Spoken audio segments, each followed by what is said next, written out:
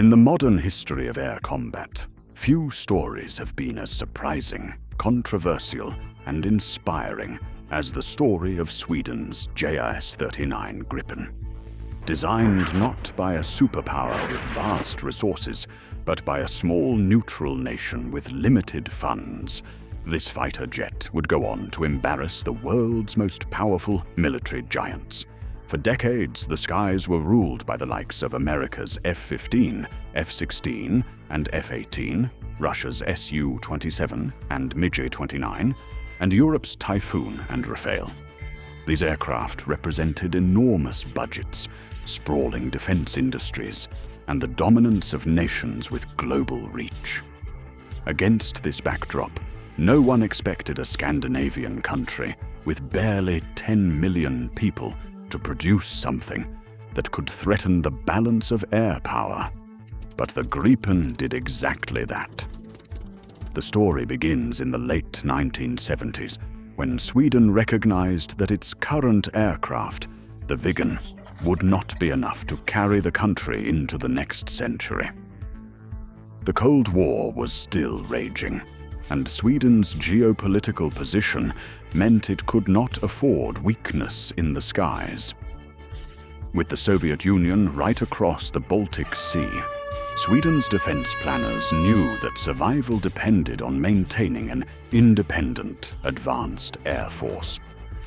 But unlike America or Russia, Sweden did not have billions to pour into aircraft development. The challenge was to build a jet that was not only cutting-edge, but also cost-efficient, easily maintainable, and versatile enough to take on any mission. This was the philosophy behind the Gripen, one fighter that could perform air-to-air combat, ground strikes, and reconnaissance. It would be small, lightweight, and incredibly agile. Most importantly, it had to operate in Sweden's unique defense strategy: dispersed operations. In the event of war, Sweden expected its air bases to be destroyed quickly. Gripens would instead take off from short stretches of highway, refuel and rearm in minutes, and return to the fight. This required a design unlike anything NATO or the Warsaw Pact had in service. And so Saab engineers, with their tradition of innovation, got to work on a project that many dismissed as impossible. When the Gripen first flew in 1988, international observers were skeptical. How could such a small fighter compete with giants like the F-15 or Su-27? But beneath its sleek design lay technology that would prove revolutionary. The Gripen was one of the first fighters to use a fully digital fly-by-wire system, giving it unmatched agility and control. Its delta wing and forward canards allowed it to make sudden turns and maneuvers that shocked rival pilots. It carried modern avionics that were modular, meaning they could be upgraded like computer software without requiring a brand new aircraft. This gave the Gripen a unique edge. It would never become outdated as quickly as its rivals. As the Gripen entered service in the 1990s, the world slowly began to realize Sweden had created something remarkable. In exercises against NATO allies, Gripens consistently performed far better than expected. Stories began circulating of Gripen pilots outmaneuvering American F-16s and even holding their own against F-15s. During multinational training drills, Gripens shocked experienced opponents with their agility and ability to stay in the fight, longer thanks to fast turnaround times. The giants who had once laughed at Sweden's ambition were beginning to worry. A new competitor had arrived, one that wasn't built on unlimited budgets, but on clever engineering and practicality. What made the Gripen truly dangerous to the giants, however, wasn't just its performance in the skies, it was its affordability. An F-16 or Eurofighter cost nations hundreds of millions in purchase, and billions more in long-term maintenance. The Gripen, on the other hand, offered 90% of the capability at a fraction of the cost. Small air forces, which could never dream of affording the American F-35, suddenly had an option that was not only within reach, but in many cases superior for their needs. Sweden had delivered not just a fighter, but a political embarrassment for the giants of the aerospace world. Here was proof that smart design could challenge raw power. Gripens began appearing in the service of nations like Hungary, the Czech Republic, South Africa, and Thailand. These were countries that needed modern air power, but could not afford to chain themselves to the spiraling costs of American or European jets. Brazil went even further, not only buying Gripens, but partnering with Saab to build them locally, signaling trust in Sweden's fighter over the world's so-called best. For Lockheed Martin, Boeing, and other aerospace giants, this was humiliating. They had spent decades telling the world that only they could provide true fifth-generation superiority. Yet countries were lining up for a Swedish fighter that proved small could indeed be powerful. The embarrassment of the giants did not stop at sales and exercises. As the Gripen matured, it became a symbol of how efficiency and innovation could disrupt the dominance of traditional powers. During joint NATO training missions, Gripens consistently forced larger, more expensive aircraft into situations where their size and complexity became disadvantages.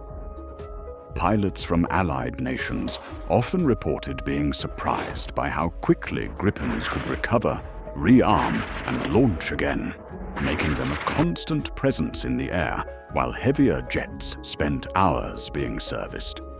In combat simulations, Gripens used their agility and advanced radar systems to score virtual kills against jets that were supposed to be unbeatable. But what truly set the Gripen apart was its adaptability.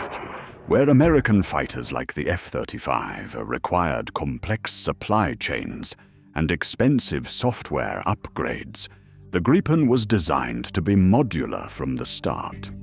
Nations operating the jet could upgrade radar, weapons, and avionics without replacing the entire fleet.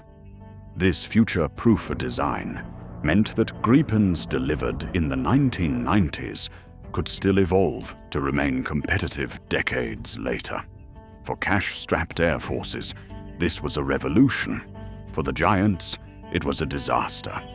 How could they justify the enormous price tags of their fighters when Sweden had shown a smarter, cheaper way? The Gripen also became a political tool. Its low cost and ease of operation allowed smaller nations to assert sovereignty without being forced into dependency on American or Russian technology. By choosing Gripens, countries could avoid being tied down by US foreign policy or Russia's geopolitical pressure. This independence made the Gripen more than just a jet. It was a symbol of freedom of choice in the military marketplace. Each sale was not only a victory for Sweden, but a blow to the prestige of the giants. Even in modern times, as the F-35 dominates headlines, the Gripen continues to prove its worth.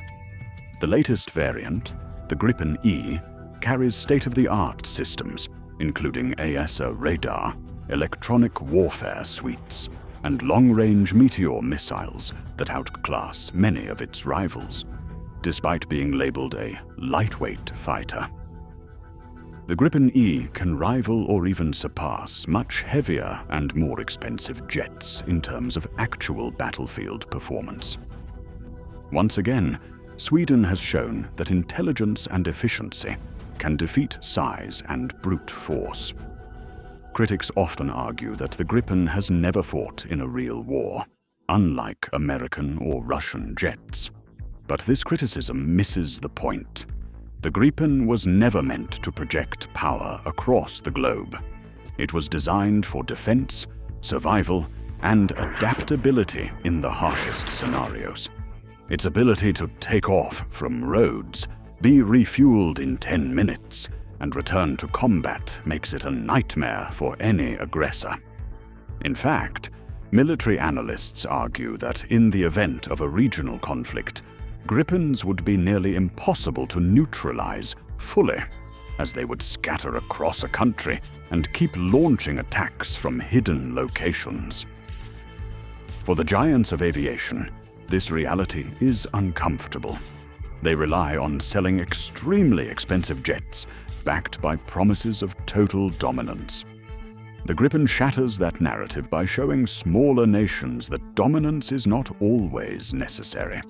Survivability, affordability, and adaptability can be even more powerful. Every Gripen sale is a reminder that the giant's monopoly is broken.